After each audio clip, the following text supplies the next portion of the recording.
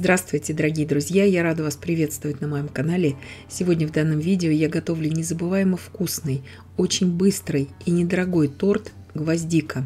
Название он свое берет так же, как и торт «Молочная девочка», в принципе от банки сгущенки от фирмы Nestle. Только в «Молочной девочке» банка сгущенки обычная, светлая, а здесь будем использовать вареную сгущенку. Потому что именно от фирмы Nestle во всем англоязычном пространстве эта банка называется «Гвоздика», то есть Carnation. Торт получается очень нежным, прекрасно нарезается на порционные пирожные. Нравится как взрослым, так и детям. Съедается он просто молниеносно, этот торт. Сначала приготовим корж. 270 грамм муки, 60 грамм какао-порошка и 12 грамм разрыхлителя. Сухие ингредиенты я все просто перемешиваю и отставляю пока в сторону.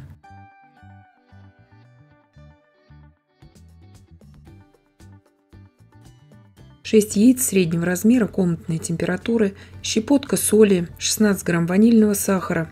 Взбиваю все это до состояния пены. И добавляю туда 200 грамм сахара. Яичную смесь я буду взбивать примерно 3 минуты. Масса станет пышной, побелеет. Я добавляю туда сейчас 75 грамм растопленного сливочного масла. Масло ни в коем случае не должно быть горячим. Также я добавляю туда 75 грамм молочного шоколада, 40% какао. Вы можете брать и более горький шоколад, просто более терпкий тогда будет вкус у коржа. И сахара можете тогда положить побольше. У меня просто шоколад сладкий, поэтому я сахара кладу 200 грамм. И 270 миллилитров молока комнатной обязательной температуры. Ни в коем случае не холодного. Духовка у меня уже разогрета на 175 градусов Цельсия. Просеиваю туда сейчас всю сухую смесь, лопаткой ничего здесь перемешивать не нужно. Все готовится очень просто и быстро. Вообще тортик этот очень быстрый. Если вы хотите сделать маленький, небольшой тортик, круглый, 18 сантиметров в диаметре, допустим, следует всех ингредиентов для этого торта взять вдвое меньше. И на корж, и на кремы. Форма у меня здесь прямоугольная, 28 на 18 сантиметров. Вы также можете использовать круглую форму. Идеально подойдет форма 24 сантиметра в диаметре. 175 градусов Цельсия. В режиме вверх-вниз без конвекции на среднем уровне. Примерно 40-50 минут печется такой корж. 350 грамм молока довожу до кипения. 70 грамм сахара. 37 грамм ванильного пудинга. Если у вас нет пудинга, ничего страшного, вы можете взять 40 грамм кукурузного крахмала и добавить также туда либо ароматизатор ванили, либо ванильную эссенцию или ванильный сахар. 150 миллилитров молока холодного. Перемешиваю всю пудинговую смесь и иду на плиту заваривать крем. Крем готовится очень быстро, даже без добавления яиц. Тонкой струйкой ввожу сейчас всю смесь в горячее молоко.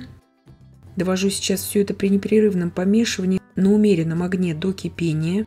Как только пойдут первые пузыри, я провариваю эту смесь примерно еще 30 секунд и снимаю ее с огня. Сейчас переливаю смесь в ту емкость, где она будет остывать до комнатной температуры, не до холодного состояния ни в коем случае. Накрыла пищевой пленкой в контакт и убираю остывать. Корж у меня испекся, уже остыл до комнатной температуры. Освободила его от формы.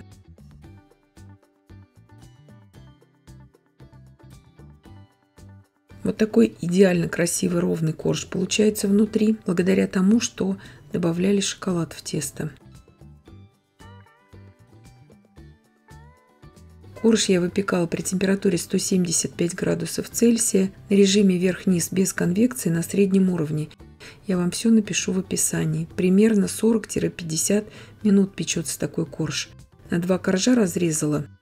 И шапочку обязательно сейчас никуда не деваем, она нам полностью вся понадобится. Измельчаю шапочку и отставляю в сторону. 250 грамм размягченного сливочного масла я взбиваю до побеления и пышности, примерно 3-4 минуты. Остывшую до комнатной температуры заварную основу, вот так по паре столовых ложек, я добавляю сейчас к маслу. Заварная основа должна быть тоже такой же температуры, как и масло, комнатной температуры. Прорабатываю все это недолго миксером. Если у вас хорошо взбито масло, если у вас хорошая температура, то есть комнатная, не ниже, чем 25 градусов Цельсия, ваша заварная основа, лучше всего 27 градусов ее использовать, у вас все прекрасно получится. Крем не расслоится и долго взбивать здесь ничего не нужно. Чем дольше взбиваете, тем более жидким будет крем. Разделяю сейчас всю кремовую массу на две равные части. Одну часть крема я сразу перекладываю в кондитерский мешок. Если у вас нет кондитерских мешков, ничего страшного, вы можете использовать также мешки для заморозки продуктов. Половину крошки шоколадной от бисквита шоколадного я добавляю ко второй части крема. Все это перемешиваю.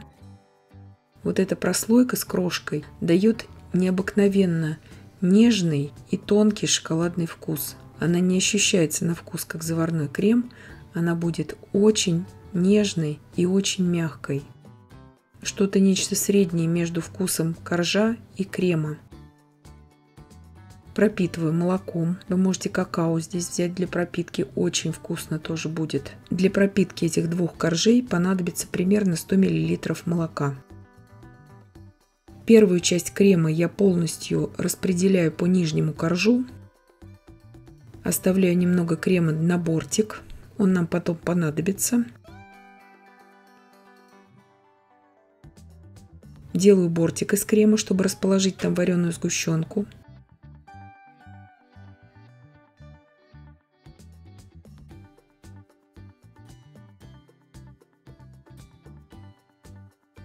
Беру здесь у меня 250 грамм вареной сгущенки.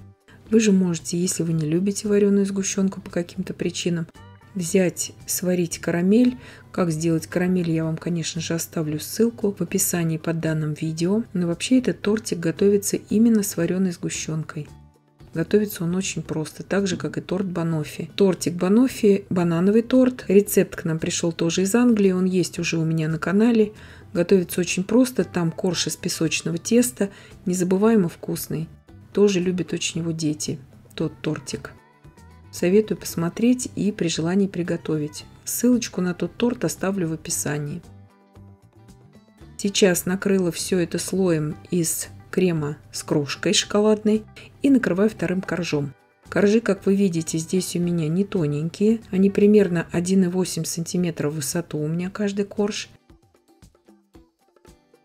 На данном этапе по желанию вы можете также добавить любые фрукты, которые вам нравятся. Очень хорошо подойдут сладкие фрукты, такие как хурма, бананы, естественно, груши. То есть все на ваше усмотрение. Убираю сейчас примерно на 3 часа в холодильник.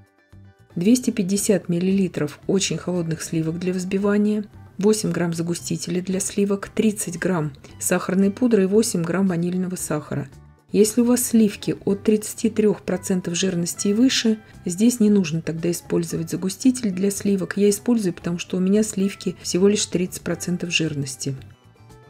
Взбила до устойчивых пиков и наношу этот крем сразу на корж, после того, как у меня торт уже хорошо отстоялся в холодильнике. Если по каким-то причинам вы не можете купить сливки или вам покажется дорого, вы можете также использовать здесь белково-заварной крем. Ссылочку на его приготовление ручным миксером я вам оставлю, конечно же, в описании к данному видео. Именно на ту пропорцию крема, которую вам и нужно будет сделать для этого торта. Тоже подойдет, будет интересное очень сочетание. Оставшейся крошкой я покрываю тортик. И в принципе мой торт уже готов. Его очень удобно разрезать на порционные пирожные. Разрезать его лучше горячим сухим ножом этот торт. Он прекрасно нарезается тогда. Слои прекрасно все прослеживаются. Торт незабываемо просто вкусный. Съедается мгновенно такой тортик. Он очень пропитанный. Крем этот очень вкусный здесь. Вареная сгущенка дополняет, как бы округляет эти кремы. И сливочный слой делает таким легким этот тортик. Перед тем, как подавать его на стол, лучше его нарезать на порционные кусочки и дать ему постоять без холодильника примерно 20 минут. И уже потом подавать. Вот так прекрасно он надламывается вилкой. Торт нежнейший, это видно на видео. насколько он пропитанный, влажный, мягкий получается этот тортик. И я надеюсь, что видео было полезным и познавательным. Подписывайтесь на мой канал, ставьте лайки, пишите комментарии. Я всем желаю больших успехов и до встречи в новых видео.